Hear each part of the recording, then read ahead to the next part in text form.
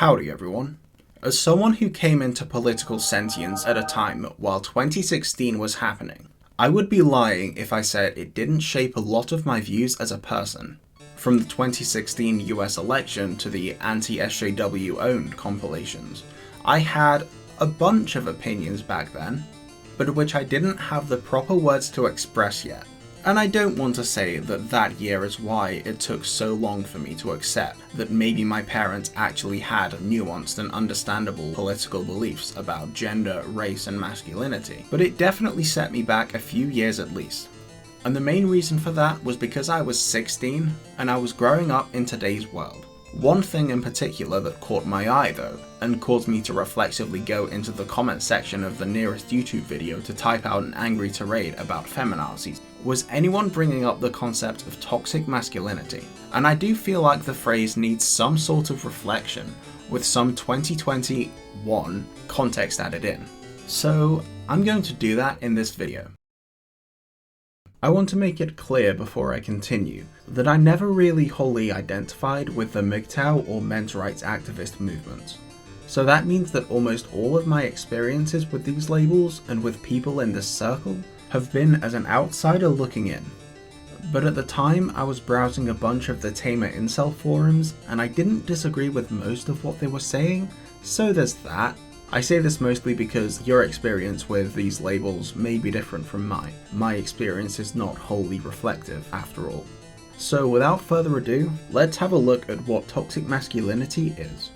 Contrary to popular belief, toxic masculinity isn't saying that masculinity is inherently toxic. That being said, the term is so easily misconstrued that I have to put this disclaimer before saying what it actually is, and at that point the term may as well be made redundant for logistical reasons.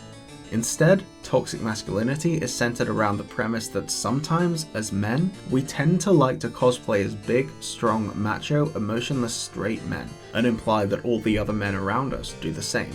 It also suggests that idolizing the traditional stereotype of muscular, emotionless husk, and choosing to try and put on that costume even when it doesn't fit, isn't worth it, and can feel extremely toxic itself. And I don't think that discarding the concept as a whole is something that we should do, because it is real, and it does have real world effects. Men are 3 times more likely to commit suicide than women are. Men are 2/3 of the homeless population. Male victims of sexual assault are not taken anywhere near as seriously as female victims by the public eye. They're also much less likely to come out as victims. There's also a certain problem with transgender men who often feel like they have to conform to extremely traditional and unhealthy stereotypes in order to be seen as a real man, or to not feel dysphoria or pass, which is a whole other thing that we don't have the time to get into today. And a lot of this stems from the fact that there is a very real pressure on men to conform to this ideal of emotional blankness and stoicism, and that anyone who doesn't fit that mold is going to get a lot of stick for it. And that can honestly be devastating to try and live through. But all that being said, the term is a little bit outdated in the modern lexicon, and that's why I prefer to use a different term. The reasons I use the term male alienation instead of toxic masculinity are threefold. Firstly, the label feels a lot more holistic without sounding a lot more broad. A lot of the problems that affect men in this so-called patriarchal world are different to the problems that face women. The problems that still face women to this day, for example not being taken as seriously in social situations, not being believed as often, being socially pressured into dressing, behaving, talking, acting, smiling, dressing, walking and dressing in a certain way, are all very existential and require them to be a lot more alert of their surroundings and of themselves. Whereas the problems that still face men to this day are a lot more alienating.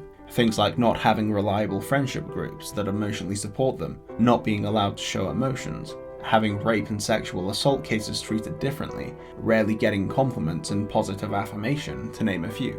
Secondly, it's a lot more convenient. Male alienation as a term doesn't have the same jaded history as toxic masculinity. It usually doesn't give you the need to explain that you don't actually think that all men are inherently toxic, you just think that sometimes men are socialized into believing that emotions have cooties and that crying is for girls or something. And you don't have to have a fruitless 30-minute conversation that goes nowhere before you give up trying to explain the fact that you agree with them that men have hardships too. Thirdly, it also gets across the point that it isn't these men's fault. When many feminists talk about toxic masculinity, the message being put across, regardless of intention, comes across as there is a problem with society, and that problem is you. And if you're in a precarious emotional state, like repressed lower middle class teenagers growing up in the midst of a financial crisis tend to be, being told that your problems are your fault isn't going to make you feel better about yourself. Throw in the fact that you're being put into a test of emotional and physical character every weekday, with people who are taller, stronger, and more attractive than you, and then being told that your only self-worth is being determined by whether you're able to attract girls, which is only measured by your ability to succeed in the aforementioned test of character. Being told that you're the problem is going to make people angry at you. Whereas, if you phrase that as something many insecure men are going through, and as something that cannot be the fault of people who are but victims to that system, you're going to come across as a lot more agreeable. So from this point on, if I ever say toxic masculinity, I mean specifically when men are alienated by being pressured into adopting a sense of masculinity that separates them from their emotional desires in favour of public affection.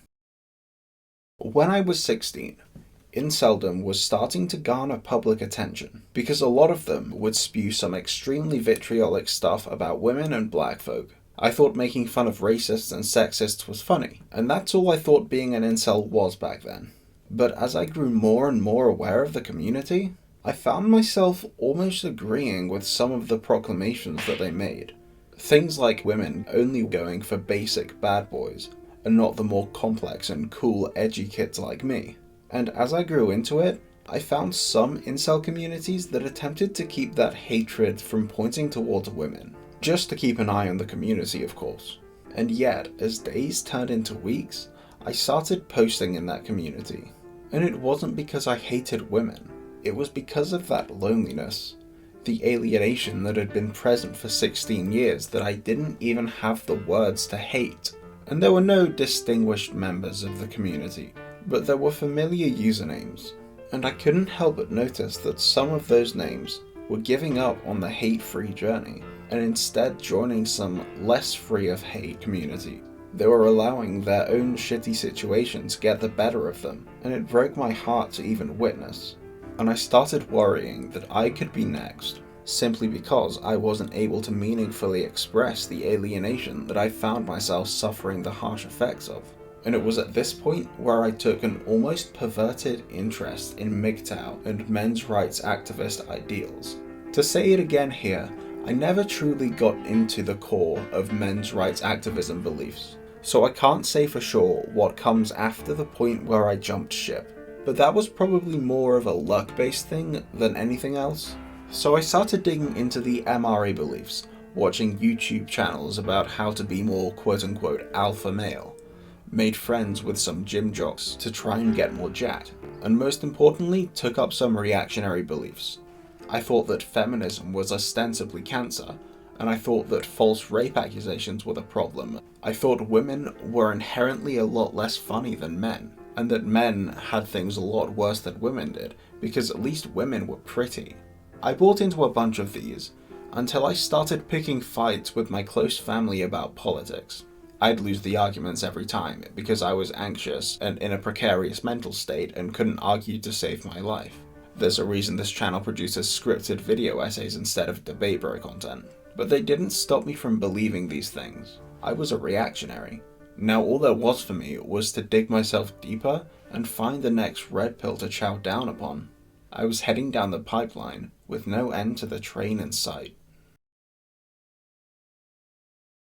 As you might be able to tell, I'm not still a reactionary. I managed to escape, and a lot of that is, again, down to luck. But a lot of it was also thanks to having a good friend, whom I trusted, talk me out of it. Well, they didn't just talk me out of it, they sent me a song I liked the sound of that had points that challenged my opinions about how men had it worse, and women didn't because they were pretty and could just get by in life.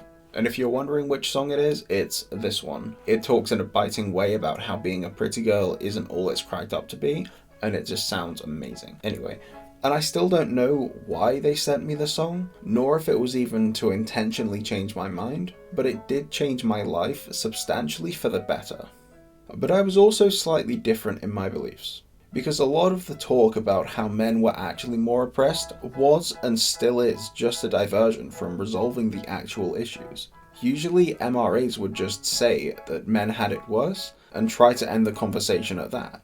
Whereas I always wanted people to take action on what they seemed to believe were the problems in the world, and was always disaffected and disappointed when they never advocated for it. In retrospect, I feel like that disconnect made it easier for me to leave.